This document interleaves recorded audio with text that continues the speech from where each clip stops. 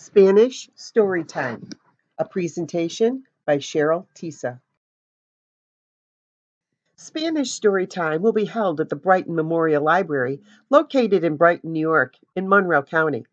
The population of Brighton, New York is over 35,000, and the number of patrons at the Brighton Memorial Library is more than 25,000. It is important to note that the Brighton Central School District has a 30% diverse population that includes a 4% Hispanic population. SWOT analysis uncovered the strengths of the children's programming, including story time. A weakness is that there is no story time in a language other than English. The opportunity has arisen where there's an intern who does speak a language other than English who would love to do a Spanish story time. The only threat would be a cut to any programming due to the budget. The purpose of the Spanish story time is to expose the diverse community of Brighton, New York to a language other than English. The need is that there are numerous Spanish speaking families who visit the Brighton Memorial Library and attend children's storytime. Patrons who previously attended a Spanish storytime expressed an interest to the continuation of the storytime in Spanish. Spanish Storytime will be held the first Thursday evening of each month. Spanish Storytime will include the reading of 3 books in English and in Spanish, a craft project or coloring sheet, and the introduction of the Spanish language as related to the theme or topic of the day. The intended audience for Spanish Storytime are children, their caregivers, and family members.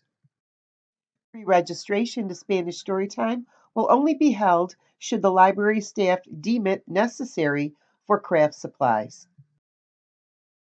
Future partnerships for Spanish Storytime include Spanish students at the Brighton Middle and High School. Detailed timetable is included in the written proposal. It is important to note that all marketing and programming is done 1 month in advance. This allows enough time for the program to be included in the monthly brochure by theme. This particular slide shows 3 storytime handouts of Spanish themes. Some actually include vocabulary.